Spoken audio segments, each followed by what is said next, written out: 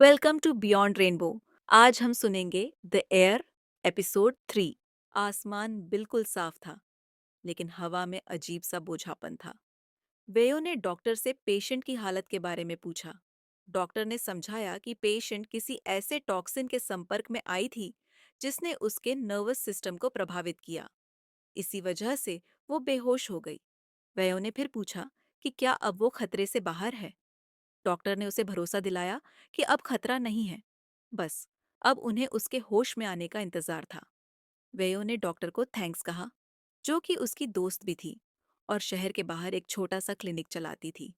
बेहोश होने से पहले प्रिंसेस कैथरीन ने साफ मना कर दिया था कि उसे हॉस्पिटल नहीं ले जाया जाए और ना ही पुलिस को इसमें शामिल किया जाए। ऐसे में वेयो के पास कोई और रास्ता नहीं था। उसने अपनी डॉक्टर दोस्त पर भरोसा किया कि वो इस पूरी बात को सीक्रेट रखेगी। डॉक्टर ने थोड़ा झिझकते हुए पूछा, ये लड़की है कौन? वे उन्हें सीधा जवाब देने से कतराते हुए बस इतना कहा कि फिलहाल वो कुछ नहीं कह सकती। डॉक्टर की चिंता बढ़ गई। उसने पूछा कि क्या इससे उसे कोई खतरा हो सकता है? क्या पता वो कोई फ्यूजिटिव हो या वांटेड क्रिमिनल हो। अगर ऐसा हुआ तो वो मुसीबत में पड़ जाएगी। वेयो ने कामली कहा कि उसने अब तक इसलिए नहीं बताया क्योंकि वो खुद भी पूरी तरह श्योर नहीं है कि वो लड़की असल में कौन है। लेकिन उसने भरोसा दिलाया कि वो कोई क्रिमिनल नहीं है। डिटेक्टिव वेयो की नज़र प्रिंसेस कैथरीन पर पड़ी, जो अब भी बेहोश थी। वो किसी को नहीं बता सकती थी कि ये लड़की शायद असल में मैडलिन की फ्यूचर क्वीन है। इससे पहले कि वो कुछ भी रिवील करे, उसे बहुत सारी सच्चाइयों का पता लगाना होगा। क्योंकि अगर असली प्रिंसेस कैथरीन यहाँ है, तो होटल में सिक्योरिटी के घेरे में जो दूसरी लड़की थी, वो कौन है? हर चीज बहुत कॉम्प्लिकेटेड और सीक्रेट से भरी हुई थी। जो भी फैसला वेयो इस वक्त लेगी, उसका असर भविष्य पर जरूर पड़ेगा। इसलिए उसे हर कदम बहुत सोच समझकर उठाना था, चाहे हालत कितनी भी प्रेशर वाली क्यों ना हो। वेयो ने कभी नहीं सोचा था कि वो इस सब में फंसेगी, लेकिन अब पीछे हटने का सवाल ही नहीं था। क्योंकि जिस पल प्रिंसेस ब्लू ने उससे हेल्प मांगी थी, उसी पल से वेयो के लिए सब कुछ बदल गया था। सीन चेंज होता है। वेयो के वापस होटल पहुंचते ही बीम ने उसे देखा और हैरानी से पूछा कि वो इतनी देर से क्यों लौटी। बीम ने बताया कि बीती रात होटल के पीछे एक झड़प हुई थी और शक जताया जा रहा था कि ये मैडलिन के किसी टेररिस्ट ग्रुप का काम था। इसीलिए चीफ ने तुरंत प्रिंसेस की सिक्योरिटी बढ़ाने का ऑर्डर दिया है और सभी टीम्स को सतर्क रहने को कहा है, ताकि हर हाइनेस को कोई खतरा न हो। और चीफ इस बात से नाराज है कि वेयो, जो सिक्योरिटी टीम की हेड है, ऐसे वक्त पर गायब थी। वेयो ने बीम से पूछा कि क्या प्रिंसेस कैथरीन ठीक है। बीम ने जवाब दिया कि हर हाइनेस बिल्कुल ठीक है, अभी रेस्ट कर रही है, और उन्होंने कहा है कि जैसे ही वेयो लौटे वो उनसे मिले। वेयो ने बीम को थैंक्स कहा और तुरंत प्रिंसेस कैथरीन से मिलने के लिए निकल पड़ी। वो सुबह ही होटल लौटी थी, उस मिडनाइट अटैक के कुछ देर बाद वेयो प्रिंसेस के होटल रूम में पहुंची और ग्रेस से कहा कि उसे प्रिंसेस से मिलना है। ग्रेस ने बताया कि प्रिंसेस ब्लू उसका इंतजार कर रही है और साथ चलने को कहा। वेयो ग्रेस के पीछे पीछे एक बड़ी बैल्कनी तक पहुंची, जो कमरे से जुड़ी थी। वही किनारे पर खड़ी प्रिंसेस कैथरीन सुबह का सूरज उगते हुए देख रही थी। वेयो ने सिर झुकाकर सामने खड़ी प्रिंसेस को रिस्पेक्ट दिया। फेक प्रिंसेस ने मुस्कुराकर कहा, इतनी फॉर्मल होने की जरूरत नहीं है, और वो सिर्फ कल रात की घटना के बारे में जानना चाहती है। फिर उसने ग्रेस की तरफ देखा और उसे वहां से जाने को कहा, ताकि वो वेयो से अकेले में बात कर सके। अब जब वे अकेले थे, वेयो ने सामने खड़ी प्रिंसेस को ध्यान से देखा और उस लड़की से कंपेयर किया जिसे उसने बीती रात बचाया था। कितनी भी कोशिश की जाए, कोई फर्क नजर नहीं आया। वही खूबसूरत चेहरा, जिसकी तरफ वेयो पहली मुलाकात से ही अट्रैक्टेड थी। उसकी आवाज का उतार चढ़ाव, हर जेस्चर और अंदाज, सब कुछ बिल्कुल एग्जैक्ट था। कोई साफ साफ कमी पकड़ में नहीं आ रही थी। फेक प्रिंसेस ने सवाल किया कि जब रात को हमला हुआ, तब वेयो एक सिक्योरिटी हेड होते हुए भी कहाँ गायब थी। वेयो ने बिल्कुल एक्सप्रेशनलेस चेहरा रखते हुए जवाब दिया कि उसे एक जरूरी काम निपटाना था। प्रिंसेस ने फिर पूछा, क्या वो काम उसकी सिक्योरिटी से भी ज्यादा जरूरी था? वेयो ने कॉन्फिडेंटली कहा कि हाँ, वो काम इस ड्यूटी से भी ज्यादा इंपॉर्टेंट था। प्रिंसेस ने बात को वहीं खत्म करते हुए कहा, वो समझ गई और अब वेयो जा सकती है। प्रिंसेस का ये अचानक और सीधा जवाब वेयो को थोड़ा चौंका गया, क्योंकि उसने उम्मीद की थी कि शायद कुछ और सवाल किए जाएंगे। वेयो ने एक बार फिर सिर झुकाकर रिस्पेक्ट दी और जाने लगी, लेकिन तभी वो रुकी और एक बात साफ करना चाही। उसने कहा, अगर हर हाइनेस को किसी को ब्लेम करना है या किसी से जवाबदेही चाहिए, तो वो पूरी जिम्मेदारी लेने को तैयार है, क्योंकि उसकी टीम में किसी की कोई गलती नहीं थी।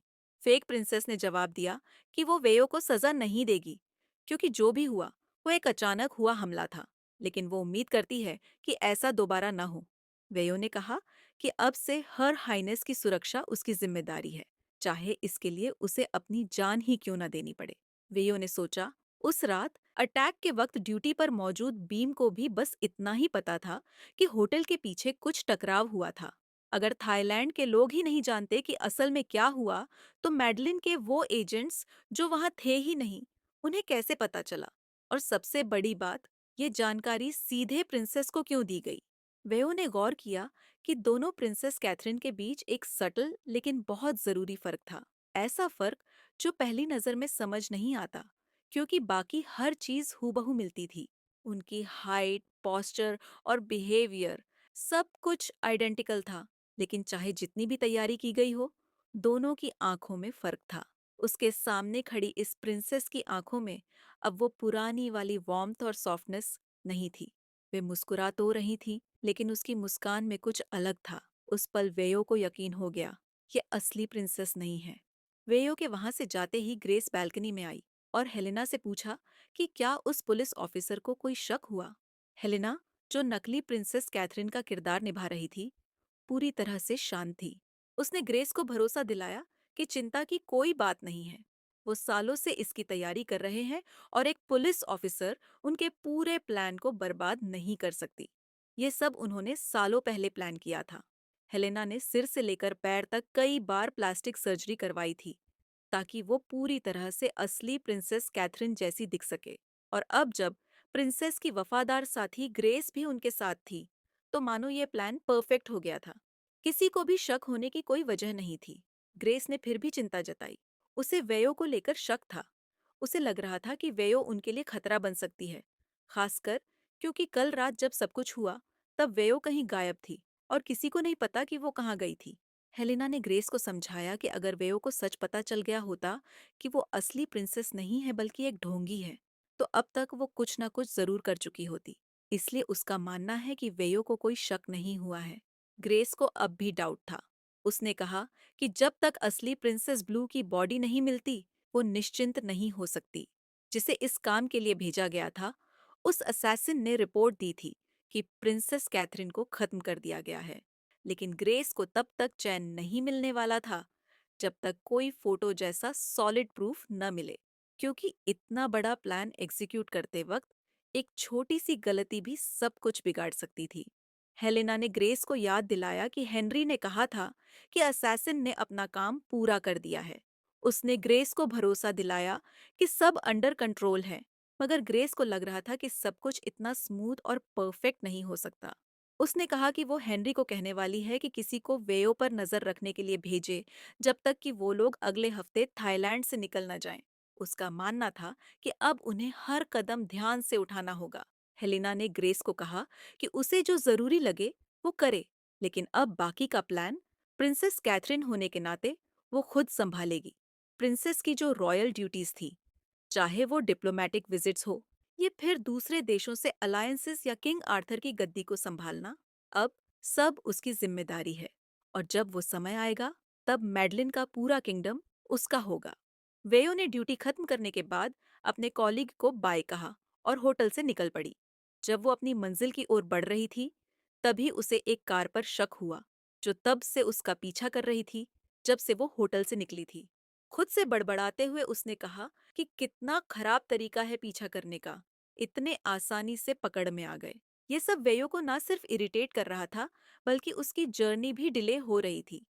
लेकिन रियल प्रिंसेस कैथरीन की सेफ्टी को ध्यान में रखते हुए वेयो ने रास्ता बदला और एक गैस स्टेशन पर अपनी कार रोक दी, ऐसा दिखाते हुए कि उसे बाथरूम जाना है। वो कामली कार से उतरी, लेकिन उसकी नजरें कोने से उस सस्पिशियस कार पर ही थी, जो अब उसी गैस स्टेशन पर थोड़ी दूरी पर आकर रुकी थी। पीछा करने वालों में से एक ने कहा, करीब 20 मिनट हो चुके हैं। दूसरे ने जवाब दिया, कार तो अभी भी वही है और पीछे कोई दूसरा रास्ता भी नहीं है। उन्होंने एक आदमी को भेजा ये देखने के लिए कि वो इतनी देर से क्या कर रही है। थोड़ी देर बाद जब वो आदमी चेक करके आया तो घबराया हुआ सा बोला कि बाथरूम में कोई नहीं है और आखिरी स्टॉल के टॉयलेट सीट पर पैरों के निशान हैं। शायद वो खिड़की से निकल गई। ये सुनकर उनके लीडर ने गुस्से में कहा, तो फिर ढूंढो उसे और पीछे लगो। तुम लोगों से एक काम भी ठीक से नहीं होता। वेयो किसी तरह हॉस्पिटल पहुंची, जहां उसकी डॉक्टर फ्रेंड उसका इंतजार कर रही थी। डॉक्टर ने बताया कि उसने बड़ी मुश्किल से उस पेशेंट को रोके रखा है। वेयो ने पूछा कि क्या वो काफी देर पहले उठ गई थी।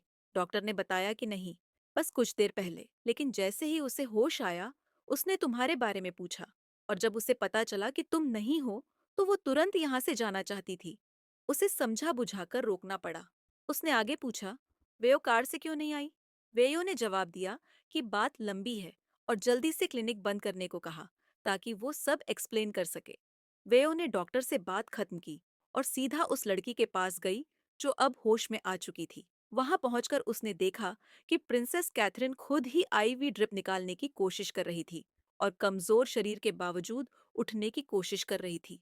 उसका बैलेंस बिगड़ गया और वो गिरने ही वाली थी, लेकिन वेयो ने उसे संभाल लिया। वेयो ने उसे समझाया कि प्रिंसेस अपने शरीर पर जोर मत डालो, तुम अभी भी कमजोर हो।